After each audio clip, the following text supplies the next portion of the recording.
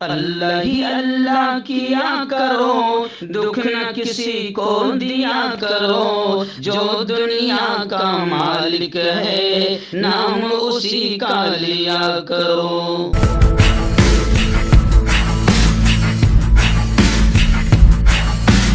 तकमीली तलबीना ताकत, सेहत और शिफा के लिए सुन्नत और तिब्बे नबवी का बेहतरीन नुस्खा। अभी ऑर्डर करें, कम पैसे में हमारे साथ बिजनेस शुरू करें।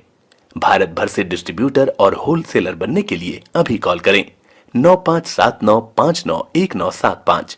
तकमीली food products private limited, Malegaon, India. जोड़ों की पुरानी से पुरानी लाइलाज तकलीफ जैसे घुटनों का दर्द, पीठ और कमर का दर्द, कंधे, गर्दन और पैरों में दर्द के लिए संधि प्लस देसी शिफा लाए हैं मर्द और औरतों के तमाम गुप्त रोगों का इलाज। पहली खुराक में हैरत अंगेज़ असर देखें। अगर आप हमसे इंडिया और इंडिया से बाहर दवाई हासिल करना चाहते हैं, स्क्रीन पर दिए गए नंबर पर कांटेक्ट करें। Thank you. अस्सलामु अलैकुम वरहमतुल्लाहि वबरकातुहू। नाज़रीन, इस्तक़बाल है, स्वागत है आपका viral news live studio Jalgaon, Maharashtra, India में। मैं आपका मेज़बान मुफ्ती मोहम्मद हारून नदवी। आइए प्राइम न्यूज़ में आज बात करते हैं महाराष्ट्र की एक बहुत बड़ी खबर पर, जो ऑल इंडिया मजलिस इत्तेहादुल मुस्लिमीन के fire brand leader Akbaruddin Owaisi से जुड़ी है। जी हाँ, अकबरुद्दीन ओवैसी यहाँ आए थे औरंगाबाद में, और हज़रत औरंगज़ेब रहमतुल्लाहि अलैह की मज़ार मुबारक पर भी वो ज़ियारत के लिए गए, फातिहा खानी की। अब इसी को लेकर बाकायदा महाराष्ट्र की सियासत गरमा रही है, और संजय राउत साहब और नीतीश राणे, इन दोनों का बड़ा ख़तरनाक बयान आया है। किसी ने कहा है कि औरंगज़ेब के बाजू ही में अकबरुद्दीन ओवैसी को दफना दो या दफना देंगे। जी हाँ, अकबरुद्दीन ओवैसी को औरंगज़ेब के बराबर में दफना देंगे। तो किसी ने कहा कि 10 मिनट के लिए पुलिस हटा दी जाए। तो खैर, बड़े शरारती बयान इस वक्त महाराष्ट्र में चल रहे हैं। वैसे महाराष्ट्र में एक नफ़रती भोंगा था जिसने काफ़ी नफ़रत का भोंगा बजाने की कोशिश की, लेकिन महाराष्ट्र की जनता को दिल से सलाम। महाराष्ट्र के हिंदू मुसलमान तमाम बिरादरी, चाहे वो हिंदू, मुस्लिम, सिख, ईसाई, ब्राह्मण, दलित, बौद्ध, माइनॉरिटीज़, अल्पसंख्यक, क्रिश्चन, तमाम को दिल से सलाम कि महाराष्ट्र में किसी भी नफ़रती भोंगे को कामयाब होने नहीं दिया जा रहा है। लेकिन आइए अब मैं थोड़ा सा इस पर गुफ्तगू कर लेता हूं। आप जानते हैं कि आज से 2 दिन पहले हैदराबाद से ऑल इंडिया मजलिस इत्तेहादुल मुस्लिमीन के कदआवर नेता, फायर ब्रांड माने जाने वाले एमआईएम के लीडर अकबरुद्दीन ओवैसी कदीम शहर, तारीख़ी शहर औरंगाबाद तशरीफ़ लाए थे। स्कूल का ओपनिंग का एक प्रोग्राम था। वहाँ से तकरीबन 25 से 30 किलोमीटर पर एक शहर है खुल्दाबाद, जिसे खुल्दाबाद के नाम से, खुल्दाबाद के नाम से कभी बिगाड़ कर भी लोग जानते हैं, लेकिन खुल्दाबाद वहाँ पर एक शहर है जहाँ औलिया किराम की बड़ी कसीर तादाद लेती हुई है। हज़रत ख्वाजा मुंतजिबुद्दीन ज़रज़री बख्श दूले रहमतुल्लाह अलैह वहाँ पर है, हज़रत ख्वाजा हसन शिराज़ी, हज़रत ख्वाजा उमर शिराज़ी, हज़रत ख्वाजा बुरहानुद्दीन गरीब, हज़रत ख्वाजा सादुद्दीन शिराज़ी और हज़रत औरंगज़ेब रहमतुल्लाह अलैह। अब आप कहेंगे, बाप रे मुफ्ती साहब को इतने नाम एक ही शहर के याद है? हर शहर के अल्हम्दुलिल्लाह तकरीबन याद है, क्योंकि औलिया किराम से दिली मोहब्बत है। और ये जिन जगहों के, जिन औलिया किराम के नाम लिया हूँ, अब मुझे भी खबर नहीं है कि मैं कितनी बार यहाँ तक जा चुका हूँ, क्योंकि जब भी मैं औरंगाबाद जाता हूँ तो फिर या तो इधर से खुल्दाबाद होते हुए जाता हूँ या उधर से खुल्दाबाद होते हुए आता हूँ। लेकिन इन औलिया किराम की मज़ारों पर मैं खुद वहाँ जाता हूँ, फातिहा पढ़ता हूँ। और ये भी आपको बता दूँ कि किसी के दिल और दिमाग में ये होगा, क्योंकि उम्मत को इसमें भी लड़वाया जाता है। मैं तो हाथ जोड़कर अपने उलमाए किराम से कहता हूँ कि मेरे भाइयों, क्यों अपनी दुकानदारी चलाने की खातिर उम्मत को लड़वा रहे हो? कोई औलिया किराम से नफरत नहीं करता, अल्लाह की कसम, कोई औलिया किराम से नफरत नहीं करता। सिर्फ कुछ चीज़ों पर इख्तलाफात है, लेकिन उन इख्तलाफात को हवा देकर आप उम्मत के अंदर इंतशार और इख्तलाफ बिल्कुल ना पैदा करें। मैं एक तबलीगी बड़ी मस्जिद का, गोया कि एक मरकज़ का इमाम रहा हूँ 14 साल तक, लेकिन अल्हम्दुलिल्लाह तमाम औलिया किराम की मज़ारात, बल्कि जहाँ भी बयान के लिए जाता हूँ, जिस शहर, जिस स्टेट में जाता हूँ, तो वहाँ मैं खुद मालूम करता हूँ कि यहाँ कोई मुस्तनद अल्लाह वाले की मज़ार हैं, तो मैं खुद वहाँ पर जब लोग बताए तो मैं खुद वहाँ पर जाता हूँ। मुस्तनद क्यों कह रहा हूँ? क्योंकि आजकल लोगों ने एकदम छपरी छलावा ईंटें रख लिए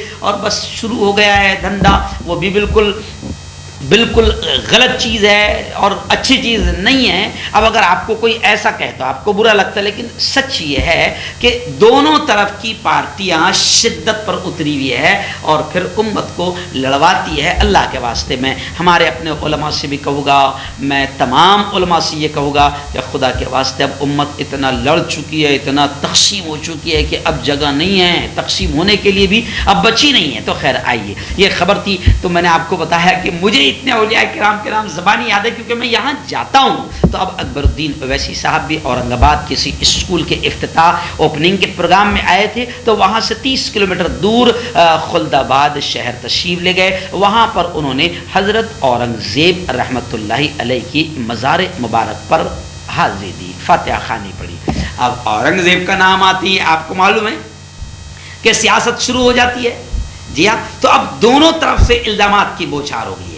एक तरफ संजय राउत साहब का, नीतीश राणे का बयान आया है, बिल्कुल ऐसा बयान आया है कि जिससे नफ़रतों का माहौल न बन जाए। इधर से इनका भी ऐसा बयान है कि नफ़रतों का माहौल न बन जाए। तो हम किसी का पक्ष न लेते हुए ये कहेंगे कि अच्छी चीज़ नहीं, हम तो बस ये चाहते हैं कि किसी भी तरीके से, क्योंकि हमारा महाराष्ट्र बहुत अच्छा है, हमारे महाराष्ट्र में न नफ़रती सरकार है, न नफ़रती चिंटुओं को कामयाब होने दिया जा रहा है। हम तो ये कहेंगे कि भाई हम किसी भी हाल में अपने महाराष्ट्र को और अपने प्यारे मुल्क को नफरतों से पाक रखना चाहते हैं। और हम हर एक से हाथ जोड़कर ये अपील करते हैं कि अपनी गंदी सियासत या राजनीति या कुर्सी या पार्टी के विकास के लिए सबसे हम अपील करते हैं कि प्लीज़ प्लीज़ प्लीज़, मैं खुद भी बहुत जज्बाती हूँ, लेकिन मैं देख चुका हूँ कि कोई फ़ायदा नहीं, कोई फ़ायदा नहीं। इससे हमारी कौम का भी नुकसान होता है, हमारे प्यारे मुल्क का भी नुकसान होता है। इसलिए हम नफ़रतों के ख़िलाफ़, हमारा अभियान है नफ़रत छोड़ो भारत जोड़ो। हमारा अभियान है। हमारे मौलाना अरशद मदनी, हमारे राष्ट्रीय अध्यक्ष जमीयत उलमा कहते हैं कि नफ़रतों की आग को नफ़रतों से नहीं बुझाया जा सकता, नफ़रतों की आग को बुझाने के लिए प्यार अमन की बारिश बरसानी पड़ेगी। तो अब हम ये बस, अब हमारी यही सियासत है, हम यही पूरे मुल्क में माहौल बना रहे हैं। तो अब एक साहब बयान देते हैं कि अकबरुद्दीन ओवैसी को औरंगजेब के बराबर में दफना देंगे। जी हाँ, तो अब अकबर ओवैसी साहब बयान देते हैं कि जिसको घर से निकाल दिया गया, जिनके पास एक एमपी नहीं, मेंबर पार्लियामेंट नहीं, वो भोग रहे हैं। तो जाहिर बात है कि अकबर ओवैसी साहब ने भी बगैर नाम लिए कि सीधा राज ठाकरे पर वार कर दिया। एक एमपी उनके पास नहीं है। लेकिन मैं आपको बता दूं, अकबर साहब के नफ़रतें फैलाने वालों का इतना डिमांड है कि ऐसे लोगों को बाकायदा सिक्योरिटी फुल मिल जाती है, नफ़रतें फैलाने वालों को। तो हम तो हुकूमत से भी चाहेंगे और हर एक से ये कहेंगे कि ये हमारा बड़ा प्यारा मुल्क है, खुदा के वास्ते अपने टीआरपी के खेल के लिए हम नफ़रतों का खेल न खेलें।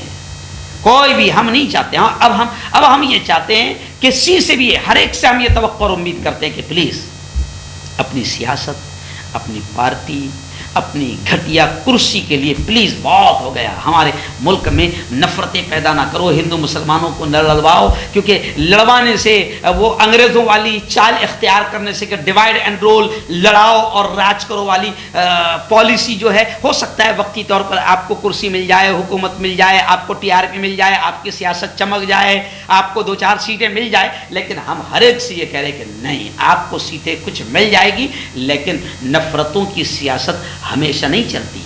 श्रीलंका एक जीती जागती मिसाल है। वहाँ पर मज़हब का कार्ड खेला गया, नफ़रतों का कार्ड खेला गया, अनभक्तों और गोबर भक्तों को भी इस्तेमाल किया गया। और जनाब वहाँ का भी आप देखें कि कितना बुरा हाल हो गया था। आखिर आज हाल ये है कि जान बचाकर लोगों को भागना पड़ रहा है। लोग बोले तो आम लोग नहीं, बड़े लोगों को, पीएम जैसे लोगों को जान बचाकर भागना पड़ रहा है। और मेंबरान पार्लियामेंट की हत्या कर दी गई, उनके घरों मकानों को जला दिया गया। मैं ये इसलिए कह रहा हूँ क्योंकि जो कुछ होता है ना, वो हमको सबक देते हैं हालात। तो मैं सबसे ये कह रहा हूँ, मेरे प्यारे मुल्क के मैं तमाम लीडरों से ये कह रहा हूँ, मैं मेरी अपनी बिरादरी के लीडरों से भी ये कह रहा हूँ, मैं मेरे अपने तमाम लोगों से ये कह रहा हूँ और हिंदू भाइयों से भी ये कह रहा हूँ कि प्लीज़ प्लीज़ कुछ अच्छी सियासत करो, विकास की सियासत करो, भुखमरी कैसे ख़त्म होगी इसकी बात करो, जी हाँ, गरीबी कैसे ख़त्म होगी इसकी बात करो, नौकरियां कैसे मिलेगी इसकी बात करो, मुल्क की तरक्की कैसे होगी इसकी बात करो। बस एक दूसरे के खिलाफ बयानबाजी और भड़काऊ बयान करके मुल्क में नफरतों का माहौल ना बनाओ। खैर आइए, बस आखिर एक जुमला कहूँगा कि मोदी जी ने अभी मन की बात में आपसे भी और मुझसे भी मशवरा मांगा है कि अब की बार वो उनके मन की बात नहीं करने वाले, उन्होंने आपसे और मुझसे, दोनों से, हमसे सबसे मशवरा मांगा है कि मुझे राय दें, मशवरा दें। टोल नंबर भी बता दिए कि इस पर राय दें। 29 तारीख को हर महीने की लास्ट इतवार को वो मन की बात करते हैं, तो अभी तक के वो अपने मन की बात करते थे, अब आपसे, मुझसे, हमसे सबसे मशवरा मांगे। तो भाई मेरा तो मशवरा ये है, मोदी जी को भी, मैं भी, मेरे भी PM है वो, और मैं उनकी सलाहियतों को बहुत मानता हूँ, क्योंकि खुदा ने उनको जो सलाहियत दी है उसमें कुछ जो दिमाग को हैंग करने की जो उनकी जो अल्लाह ने उनको सलाहियत दी है, मैं उस सलाहियत को बहुत मानता हूँ। पूरे मुल्क के दिमाग को 15 लाख का जुमला बोलकर उन्होंने हैंग कर दिया था, पूरे मुल्क के दिमाग को 2 करोड़ नौकरियां दिलाकर जवानों के दिमाग को हैंग कर दिया था। तो ये एक बड़ी काबिलियत होती है, हर किसी को नहीं मिलती है। तो खैर मैं आखिरी बात कहूँगा कि मैं मोदी जी से इतना मशवरा दूंगा मेरे इस चैनल के ज़रिए से कि मोदी जी उस मन की बात में एक बात आप कर दें, एक बात आप कर दें तो बहुत एहसान होगा आपका। आप कह दें, क्यों नफरती चिंटुओं, किसी के मोहल्ले में घुसकर भड़काऊ नारे ना लगाओ। ओ नफरती चिंटुओं, किसी के धर्म स्थल पर झंडे लगाकर वहां के माहौल को खराब ना करो। आप पुलिस प्रशासन से कह दो कि जो भी इस तरीके से हरकत करेगा उसको सख्त से सख्त सजा दो।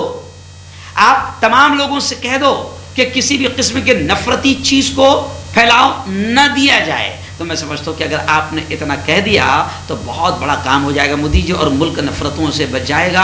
क्योंकि आपकी खामोशी की वजह से ऐसे आतंकियों के हौसले बढ़ रहे हैं। उनको ये लग रहा है कि मोदी जी तो खामोश है, मोदी जी तो कुछ नहीं बोल रहे हैं। तो क्या ये बात मोदी जी चाह रहे हैं? मुझे पूरा यकीन है कि आप नहीं चाह रहे हैं इन बातों को, लेकिन आप अपने मन की बात के प्रोग्राम में अपनी ज़बान से आप बोल दीजिए कि ये जो कुछ हो रहा है कि अल्पसंख्यक के मोहल्लों में घुसना, वहाँ पर नारेबाजी करना, उनके धर्म स्थल को निशाना बनाना, फिर माहौल ख़राब करना। और आप थोड़ा सा ये भी कह दीजिए पुलिस वालों से, प्रशासन से कि तुम अपने दंडों का, अपनी वर्दी का नाजायज़ इस्तेमाल न करो।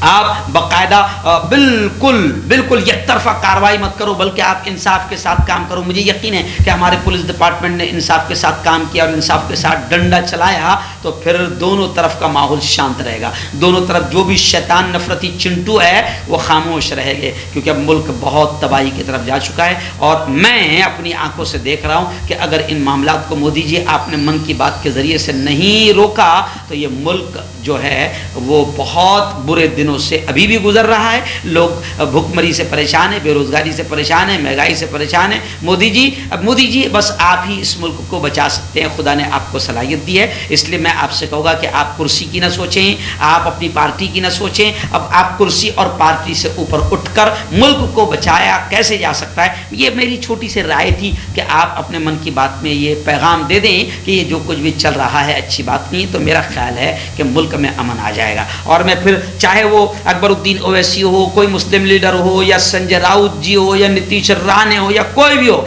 मैं तमाम से, राज ठाकरे हो, तमाम से मैं कहूँगा कि प्लीज़ TRP का खेल न खेलें और अपनी राजनीति के लिए प्लीज़ आप ये हरकतें बंद कर दें, क्योंकि अब मुल्क बहुत ज़्यादा नुकसान उठा चुका है।